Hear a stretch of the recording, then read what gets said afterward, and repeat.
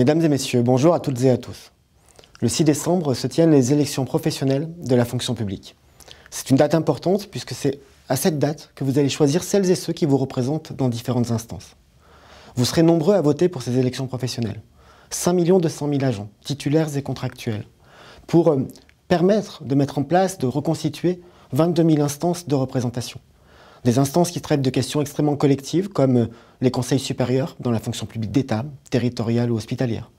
Des instances qui traitent de questions individuelles, comme les commissions administratives paritaires, ou encore les commissions consultatives de la fonction publique pour les contractuels.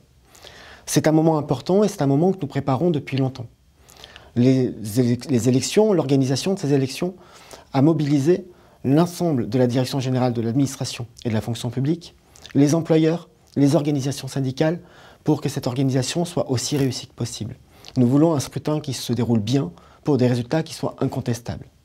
Vous pourrez voter de 3 manières, soit devant une urne le 6 décembre, soit par correspondance, ou encore par voie électronique. Vos employeurs, les employeurs publics, ont dû vous dire comment allait se dérouler le scrutin dans vos établissements ou dans vos services. Il y a des nouveautés dans cette élection. Il y a des particularités. La première nouveauté est importante.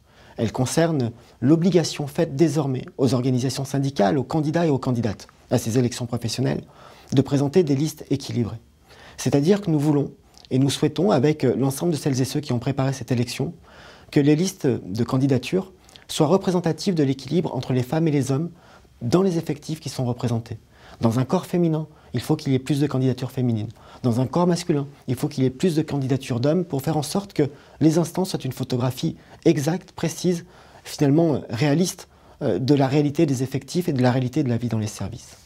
La deuxième nouveauté concerne la fonction publique territoriale. Nous avons, avec cette élection, l'occasion de mettre en place des commissions consultatives paritaires pour les agents contractuels. Cela existait dans la fonction publique d'État. Cela existait dans la fonction publique hospitalière, cela n'existait pas encore dans la territoriale, et nous voulons que l'ensemble des agents, tous les contractuels, puissent être ainsi représentés. Et puis enfin, il y a une troisième nouveauté, c'est le développement du vote électronique. Ce vote électronique va concerner de plus en plus d'agents dans la fonction publique hospitalière ou la fonction publique territoriale. Il se déploie de manière massive dans la fonction publique d'État. Nous aurons plus de 70% des agents qui voteront de manière électronique. C'est le cas de l'ensemble des agents des ministères économiques et financiers, du ministère de l'Intérieur, du ministère de l'Éducation nationale, et c'est le cas d'une part extrêmement importante des agents des ministères des Affaires sociales et du ministère des Armées. Depuis votre connexion professionnelle, depuis votre connexion personnelle, avec les identifiants qui vous auraient été fournis grâce à l'espace numérique, l'espace électeur que vous aurez créé sur le site dédié, vous pourrez ainsi vous exprimer. Nous espérons, avec Gérald Darmanin, que la participation soit la plus forte possible, que vous soyez nombreuses et nombreux à venir choisir vos représentants. D'abord parce que ce sont vos porte-paroles, celles et ceux qui vont porter vos demandes, vos revendications, c'est normal et c'est leur rôle. Ce sont aussi les interlocuteurs du gouvernement, au sein des 3 conseils supérieurs, au sein du Conseil commun de la fonction publique, pour débattre, pour échanger, pour faire en sorte que le dialogue social soit le plus fort possible.